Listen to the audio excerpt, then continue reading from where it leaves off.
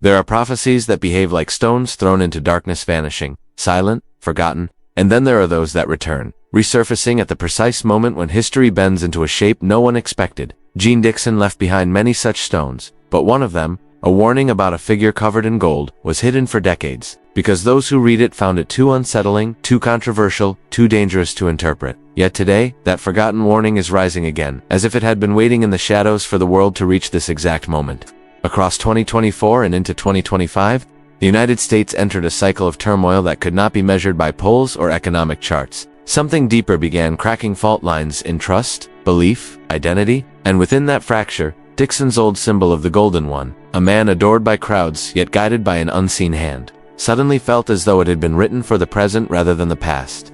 At the time Dixon penned these lines, she had no knowledge of Donald Trump. In 1979, he was merely a bold young developer rising through the steel canyons of New York, but the symbolism she used, gold as temptation, power, dazzling illusion, would later become inseparable from Trump's public identity. Trump Tower gleamed like a monument forged from Dixon's vocabulary: gold-tinted glass, gold-trimmed interiors, golden branding. Even his persona, broadcasts across decades of business, television, and politics, wore the same sheen. And so the eerie resemblance between Dixon's golden figure and Trump began to haunt researchers, not because it was literal, but because it was symbolic in exactly the way Dixon often spoke. But the true hook lay in a single sentence hidden between her notes: a dark prophecy involving the golden figure will return when the nation is divided into mirrors, when a nation sees itself through fractured reflections. Dixon used mirrors to describe a spiritual condition, not a physical one, a moment when truth becomes subjective, when every citizen lives in a separate version of reality. At the time, the idea sounded poetic, strange, perhaps too mystical. Yet today, in an era of algorithmic echo chambers and political tribes that no longer share the same facts, the metaphor feels uncannily precise. Other fragments deepened the unease. Dixon wrote of the shadow returning in connection with this same golden figure. She described cycles: one rise, one fall, one return, as if foreseeing a person whose influence would surge, fracture, then surge again. In her lifetime, this sequence meant nothing. But years later, observers began to see a chilling parallel. Trump the businessman, Trump the celebrity, Trump the president, and then Trump returning to the national stage after defeat, more polarizing than before. Dixon's symbolism did not stop at gold and several notes. She tied the golden figure to another icon she often used: the eagle. His rise will shake the eagle's wings, she wrote. To her, the eagle was more than a patriotic emblem, it was the spiritual identity of America. When she recorded this line in the mid-20th century, the United States stood strong in global power and unity. No individual, it seemed, could shake the eagle's wings. But decades later, the moment Trump entered politics, those wings began trembling under the weight of unprecedented division. Families split, communities polarized, ideals torn apart. Suddenly Dixon's line felt less like poetry and more like a warning fulfilled. Another line, buried deeper in the notes, now echoes with even greater force: he comes when the eagle forgets its strength. A quiet phrase, but piercing. It suggests a leader rising when America loses confidence in itself, when faith in institutions, truth, and collective purpose erodes. Dixon wrote these words before the digital age, before political distrust grew into an existential crisis. Yet the timing aligns unnervingly with the years leading to 2026. What terrifies those who study Dixon's work is not mere coincidence. It is the pattern. Her forgotten warnings are reappearing precisely as the social landscape matches her images. Gold, shadows, fractured mirrors, trembling wings. And within these symbols lies the figure she once hinted at: not a hero, not a villain, but a catalyst. A man whose presence tests the soul of the Republic more than its laws. To understand why Dixon's words carry weight, why her mystical fragments cannot be dismissed as random imagination, we must return to the origin of her gift, where her visions began, and where history first learned to fear the accuracy of her sight. The strange part about Jeane Dixon's warning, the one that resurfaced after decades in the shadows, is that it didn't come from a woman seeking attention or prestige. The prophecy about the golden figure felt haunting precisely because Dixon herself never treated her visions lightly. To understand why her words send a chill through the present moment, you have to understand the life behind them.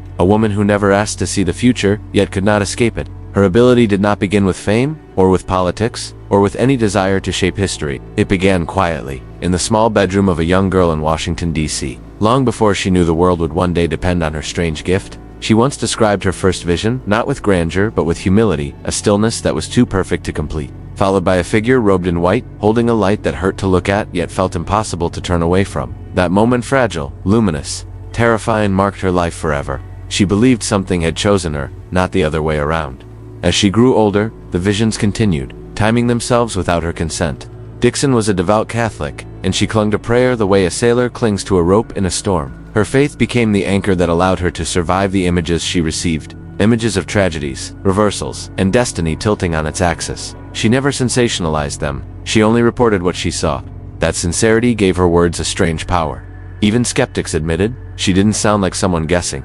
She sounded like someone remembering. By the time the 1950s arrived, her life had already become intertwined with the quiet undercurrents of national history. In 1956, when she predicted that a young Democratic president would rise and later be killed in office, no one paid much attention. Kennedy was barely known, but when 1963 came and the shots rang out, people looked back at her 1956 warning with a kind of fearful reverence, as if she had read a chapter from America's future before the ink had dried. She foresaw the fall of Marilyn Monroe not as a scandal, but as the dimming of a lonely light.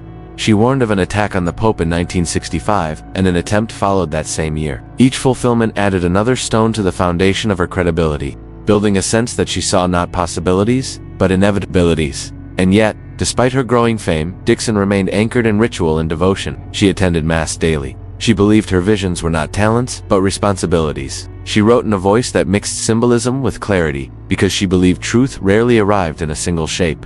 Her notebooks reflected this duality, some pages full of specific names and dates, others filled with imagery that felt like riddles handed down from somewhere beyond comprehension. This pattern, vision, doubt, fulfillment, recognition became the rhythm of her life, and with each fulfilled prophecy, her later warnings took on a heavier weight. That is why, when she began describing a figure bathed in gold, a leader whose rise would shake the wings of the American eagle, historians and believers alike would later return to those lines with growing alarm. Because those earlier prophecies, JFK, Monroe, the Pope, created a single, unavoidable question. If she had already been right about so much, what if she was right about this too? And what if the golden figure she saw, the one whose presence would test the soul of the Republic, was not a symbol for her own era, but for ours? The answer begins to reveal itself in the chain of fulfilled warnings that built her reputation, and opened the door to the most unsettling vision she ever recorded. History has a way of circling back to those who warned it in advance, and Jeane Dixon became one of the rare figures whose predictions refused to stay in the past. The credibility she carried into her later visions was not granted, it was earned through a sequence of events so precise, so improbable, that even those who scoff at prophecy struggled to explain them away. And as the years unfolded, her fulfilled warnings began to form a pattern, a kind of invisible staircase leading directly toward the mysterious golden figure who would one day rise to shake the American eagle. The chain began with John F. Kennedy, when Dixon spoke in 1956 about a charismatic Democratic leader who would ascend only to be taken by violence. The idea seemed detached from reality, but as Kennedy rose, as his presence electrified the nation, as the hope surrounding him took on an almost spiritual glow, people began to look back uneasily at Dixon's words. Then Dallas happened. History shattered, and her prophecy, ignored for 7 years, turned into a grim echo that refused to fade. It was not simply that she predicted his death, it was that she described the atmosphere, the charisma, the public adoration that surrounded him, long before he became a national figure. She saw the rise and the fall as one continuous line. Her prediction about Marilyn Monroe carried a similar weight. Dixon didn't name her outright, but she spoke of a star whose beauty glows brighter than her spirit can bear, and of a light that would extinguish in sorrow, not scandal. Years later, Monroe's death matched that description with chilling accuracy. Dixon spoke of isolation wrapped in attention, of a woman seen by millions, but truly known by none. When news of Monroe's passing broke, those who had read Dixon's earlier notes recognized the symmetry immediately. Then came the warning about the Pope. In 1965, she foresaw an attempt on his life during travels abroad. Within the same year, an attack nearly unfolded, halted only by circumstance. Even those indifferent to mysticism wondered how one woman could repeatedly align her visions with real, measurable events. And with every fulfillment, her audience grew not an audience of fans, but of watchers, skeptics, analysts, and quietly curious officials who began filing her predictions away like classified intel. This string of confirmed prophecies slowly reshaped the context through which her later writings were interpreted. The more Dixon was right, the more her symbolic visions demanded attention. And among those symbols, none was more enigmatic or more persistent than the figure she described as the one of gold. To Dixon, gold was never just a color. In her writings, gold represented allure, power, spectacle, and the subtle danger of being idolized. She warned that the golden figure would rise not from humility, but from visibility, shining brightly enough to draw both devotion and division. In her notes, the emergence of this figure appeared not as a single moment, but as a progression. First a rise, then a fall, then a return, a three-part cycle. At the time, readers assumed she was referring to leaders of her own era, but the details never matched, not exactly. not with the precision seen in her predictions about Kennedy and Monroe. It wasn't until much later, when Donald Trump's public life took on its distinctive arc from celebrity tycoon to global television persona to political phenomenon, that Dixon's imagery began to acquire new, unsettling relevance. She spoke of a man surrounded by gold, adored by crowds, mastering spectacle as though it were a language. She described a leader who rose during a period of national trembling. When the eagle's wings quiver under the weight of its own uncertainty, more haunting still, she emphasized that this figure did not rise by force, but by persuasion, by performance, influence, charisma, a crown shaped from the will of the multitude, not metal. And then came the symbol that connected everything, the eagle. Dixon's prophecies often used animals as representations of nations, but the eagle in her lexicon was always America's soul. It was not tied to a party or a policy. It was the country's inner identity. When she wrote that the golden figure's ascent would cause the eagle to tremble, she was not describing politics. She was describing fracture, social, emotional, spiritual. That fracture became visible in ways no one could ignore. Families divided, friendships broken, public discourse dissolving into accusation and fire. Dixon's writings spoke of a time when Americans would stop seeing each other directly and instead see one another through distorted reflections. Mirrors, she called them, long before the digital age turned her metaphor into literal reality. And as that symbolic mirror began to crack across the nation, her prophecies about the golden figure shifted tone. She no longer wrote about his rise. She wrote about his purpose.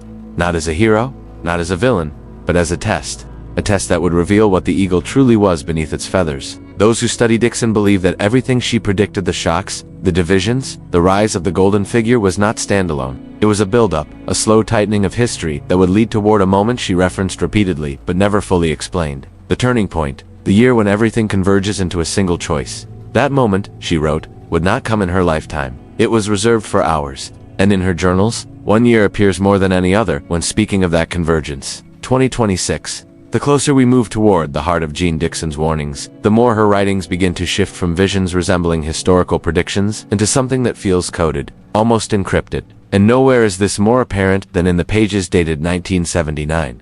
A year that seemed unremarkable to the world but carried an unusual density of symbolism in her journals. These papers would later become the center of controversy, not because of what they claimed directly, but because of what they implied. That a future leader rising at a moment of national vulnerability would alter the trajectory of the American Republic in ways she believed would echo for generations. It is in these 1979 notes that the phrase, "when the eagle sleeps," appears for the first time. Dixon used it sparingly twice in thousands of pages, but in both instances, the phrase is tied unmistakably to the emergence of a singular political figure. The sleeping eagle did not mean defeat or collapse. It represented a moment of distraction. A period when America was so consumed with internal noise that it forgot to guard the symbolic essence of its strength. She described it as a national drowsiness, a dimming of collective vigilance. And she wrote that this was the exact moment a leader crafted by spectacle would rise. Decades later, this specific phrasing, spectacle, persuasion, gold, would feel uncomfortably familiar. Dixon didn't name the man. She didn't have to. The patterns would reveal themselves long after her death. Another line from these pages stands out with almost electrifying clarity. His crown will be won by persuasion and spectacle. Unlike the crowns of kings forged from metal, this one was forged from attention, from rallies, from presence, from the energy of crowds. It is a striking prediction, not because of whom it seems to describe, but because of when it was written. In 1979, American politics was still rooted in traditional structures. Television was limited. Celebrity-driven politics was rare, and mass mobilization did not operate on the theatrical scale it would decades later. For Dixon to speak of a crown made from spectacle was, at the time, nonsensical. Today, it reads like a blueprint. And then there is the phrase that has caused the most debate among scholars. He will promise to make the Republic great again. It is written nearly verbatim in her journals, an eerie constellation of words that did not exist in American political culture until a particular moment in recent history. Dixon never used the abbreviation MAGA, of course, but the framing is too precise to ignore. A leader rising during division, a promise to restore greatness, a return to some earlier, idealized form of the nation. Her journals link this promise not to policy, but to psychology, a longing for clarity in an age of confusion. Yet Dixon's focus was never simply on the man. Her warning was broader and far more unsettling. She wrote that the golden figure's rise would reveal the state of the American soul more than the state of its politics. She believed his presence would function like a prism, splitting the nation into colors that had always been there, but were never fully visible until refracted by a powerful light. This wasn't about Trump himself as much as it was about what he symbolized, a mirror held up to a country that no longer recognized itself. In several passages, she described a growing volatility, a swelling tension she believed would erupt during the era of this leader's influence. Not a civil war, but brothers turning from brothers, streets lit by fires of belief, and a capital city shaken by the roar of those who feel unheard. These lines, written decades before the events of January 6th, read almost like a shadowed outline of what would later occur. But Dixon never framed these as punishments or inevitability, in her view. The turbulence surrounding the golden figure was a test and examination of character rather than circumstance. She wrote that under this leader, the nation would be forced to choose between introspection and resentment, between unity and fragmentation. His presence, she warned, would bring both renewal and danger, light and shadow. She also anticipated that the leader would face not just political trials, but moral ones. He will stand before the laws of men, she wrote, and the eyes of history will judge not his victories, but his impact.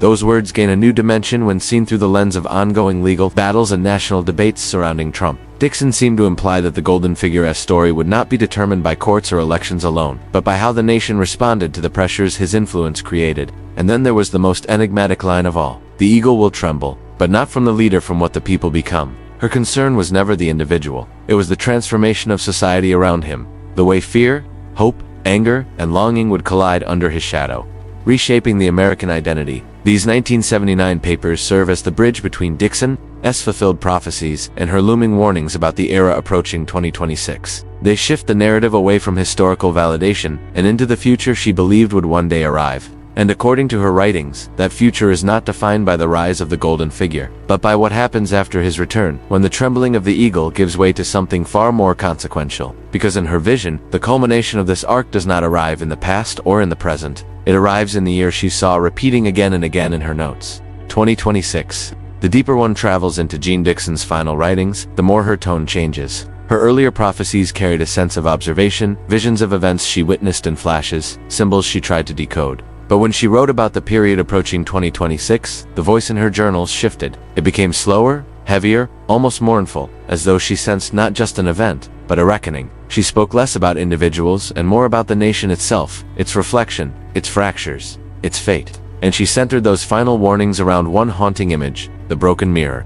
Dixon believed every nation had a spiritual reflection, a kind of collective soul, visible not in monuments or policies, but in how its people saw one another. For America, she wrote that this reflection once appeared bright and unified, like a smooth mirror catching the morning light. But as she approached the end of her life, she claimed to see cracks forming, hairline fissures that would grow wider with time, until each person stood not before a single shared reflection, but before fragments of it. A time will come, she wrote, when each shard of the mirror shows a different truth, and the people will forget the shape of the whole. She tied this moment directly to the era of the golden figure, not as the cause, but as the catalyst. His rise, fall, and return would accelerate something that was already happening beneath the surface. The fracturing of perception. Dixon described a future where the truth would no longer be agreed upon, where facts would bend against the weight of emotion, and where the loudest voices would drown out the clearest ones.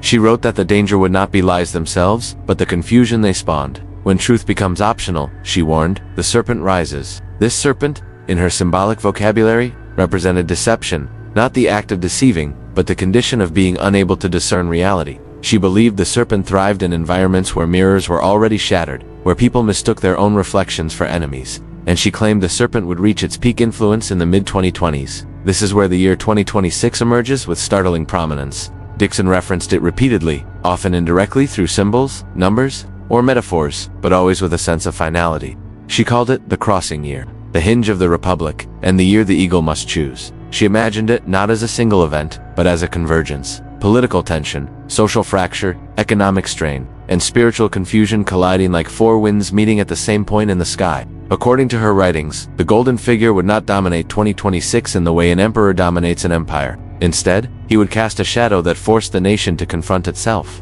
She wrote that his trials, legal, moral, and historical, would mirror the trials of the country. He will stand before judges, she wrote, as the nation stands before its own conscience. She saw him as a vessel, a reflection of the people's inner state, rather than the architect of their fate. What unnerved later readers was her insistence that 2026 would reveal what America truly was beneath the noise. If the country was built on unity, it would renew itself. If it was built on division, that division would deepen until the eagle could no longer remain airborne. Dixon even used a phrase that still echoes in her archives. The eagle will forget how to fly unless it remembers its own heart. Such wording is mystical, yes, but it carries the unmistakable weight of warning. And then there is her imagery of darkness.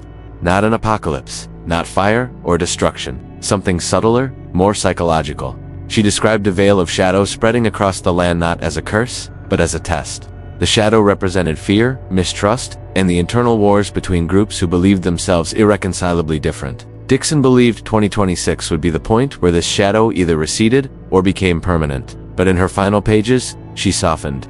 Her tone changed again, shifting from foreboding to something closer to pleading. She wrote that prophecy was not destiny, that warnings were not punishments, that the golden figure so polarizing, so radiant, so divisive, was not a disaster, but a sign, a mirror held up to the nation's face. He reflects the soul of America, she wrote. Not its future, but its present truth.